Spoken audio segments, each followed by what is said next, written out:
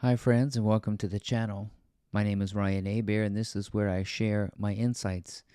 And today I'm reflecting on a phrase we use often: if money was no object. I want to take us on a little journey of what that means. And hopefully, you'll come to the same conclusion that I do, that money is no object. So stick around, and we'll figure it out together.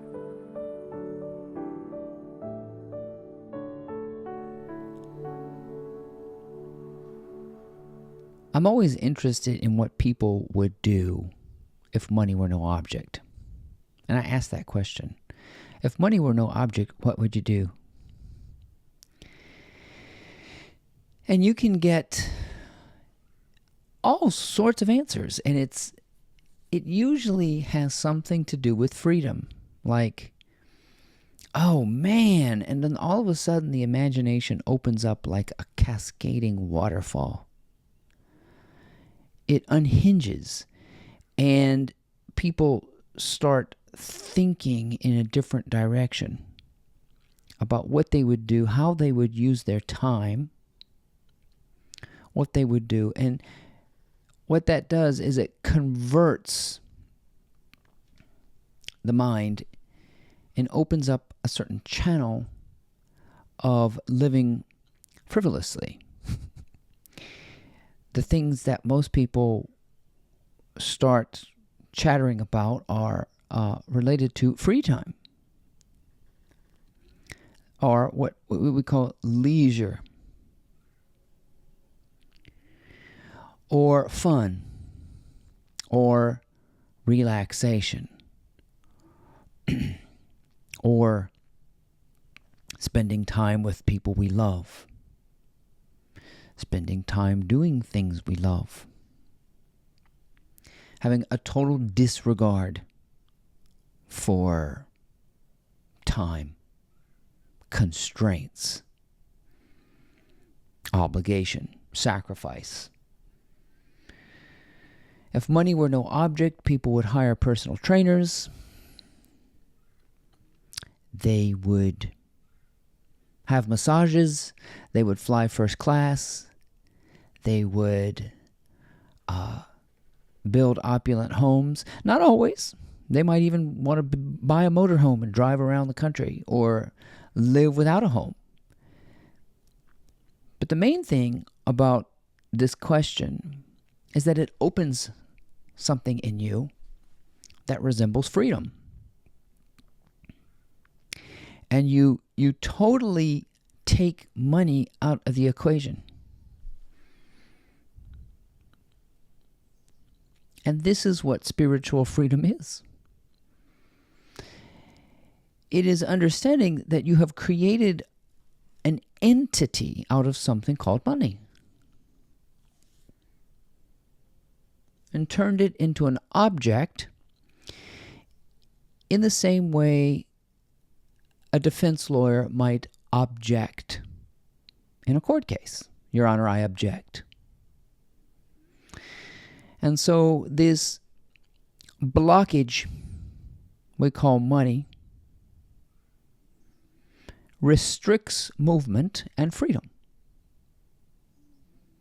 And somehow in the back of our mind we have a judge that says, sustained. You can't live that way. You are bound to money. And it sounds to me that you have converted money into a kind of idol or a god that has power over you. Now, we do this with everybody. We make we make images out of people, and we give them power over us.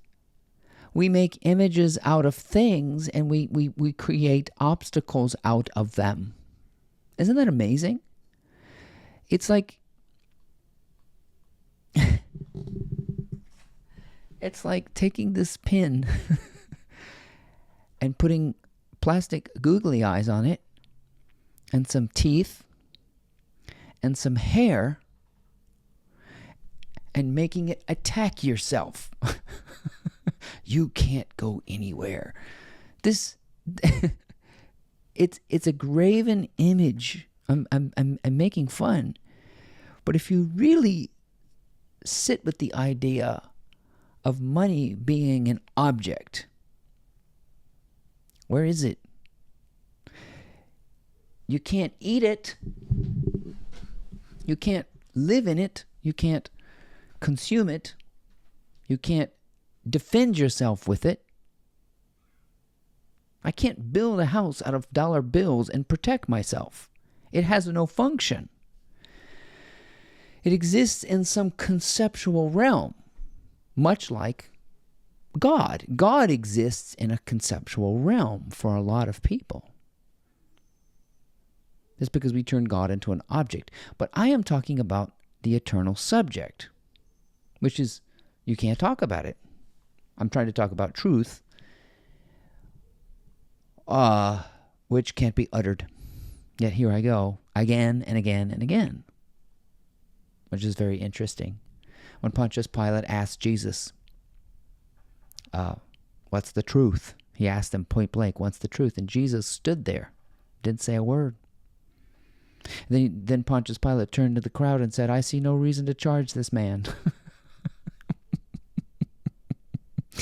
So, I guess if I really wanted to speak truth, I'd shut the hell up.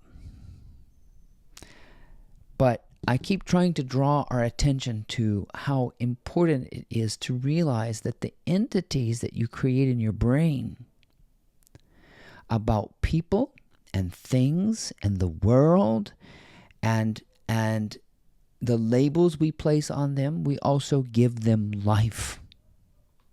That's what's so funny. We give our graven images life, and we give our graven images power.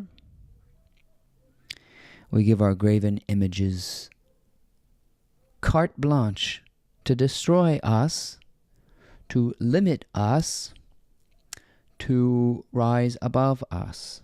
And that includes money. So money is a thought form.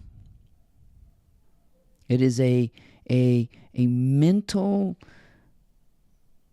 it's an abstraction, right? It's something that you feel like this money. I've got to call it to mind. I've got to make it into a concern. I've got to turn it into an objection. I've got to turn it into a thing with edges. But it doesn't. It can be disregarded. Now, see, a lot of people argue with me because, well, money, everybody needs money. You got to spend money on this and use money for this. And the same thing can be said about air. Everybody needs air. But as far as I'm concerned, it's everywhere. Air is not an object of concern. I don't think about breathing. I suppose if somebody had their hand on my mouth and they had their fingers pinched on my nose, air would become my God. I guess I would completely gasp and worship air. I would want one more breath, but I don't feel that about money. But this is our mentality. We are so consumed and concerned about money, it feels like we're gasping for air. But it is just this inanimate thing. It's a thought form that we've put eyes and teeth on, and we've allowed it to attack us. In the same way that we do for each other, for our own false sense of self, and for the image we create of God, which is technically God is a sound, God. That doesn't have any meaning to me. Nothing. That's because words tell half truths. It's somehow you have to interpolate the truth in the words themselves. But if you really get into the heart of abundant living, there is no regard for money because it does not need to be an object. It is no object. The eternal subject which is this invisible whirlpool that you are, I guess, the black hole, the invisible center, is unaffected because it is always goes back to the source. If you just pause, you realize you're the source of it. You're the source of this thing called money. If you just clear your mind, it goes blank again. Sit in the silence and it swallows itself up. It's no longer there. Then you call it to mind and there it is. And you keep calling it to mind and you keep animating it. You keep giving it life. You keep giving it power. I don't do that anymore because I am the epicenter of power. I am the center of it. I am that which all things arise, including money, no money. I have no concern for that any longer. I have unblocked that mechanism of creating opposition out of everything. See, there is a strange relationship between opposition,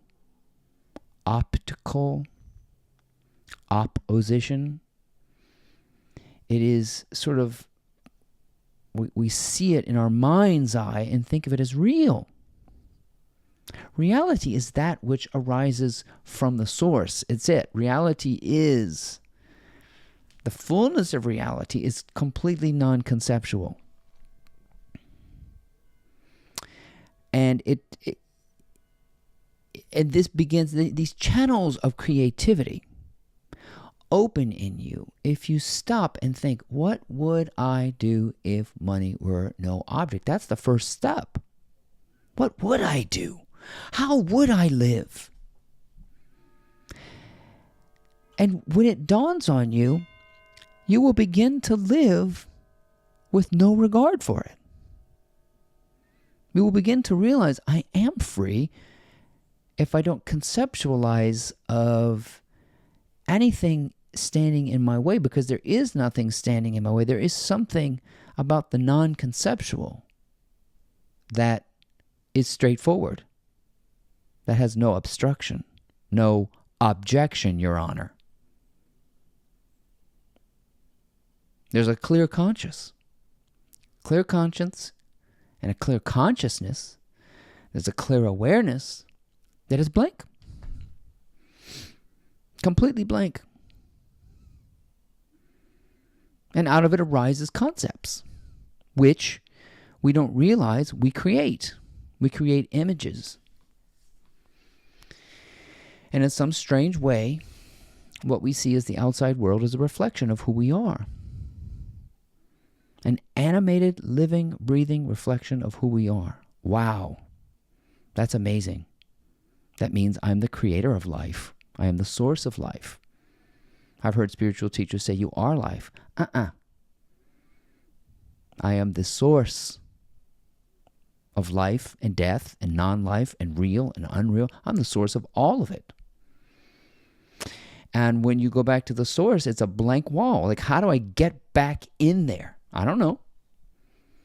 I just know that I'm at that cusp of what becomes, what turns nothing into something.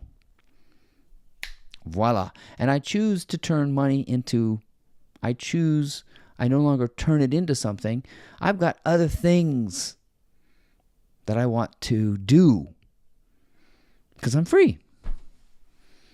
I'm in that cusp, that veil, the void, and things arise in my mind, things I want to think about all the time. So, you want to unlock the power of the creative mind. Money cannot be an object. Nothing can be an object. I want you to become the eternal subject, the source out of which all things or thinks arise. Until you have no more objections, Your Honor. No more objects that we put hair and teeth on. I got teeth, but I ain't got hair. But there is a truth that comes forward when you unobstruct the way, which is what you are.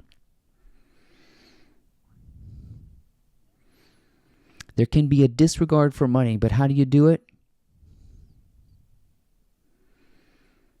I want you to think about what you would do if money were no object and how you would live, how you would be.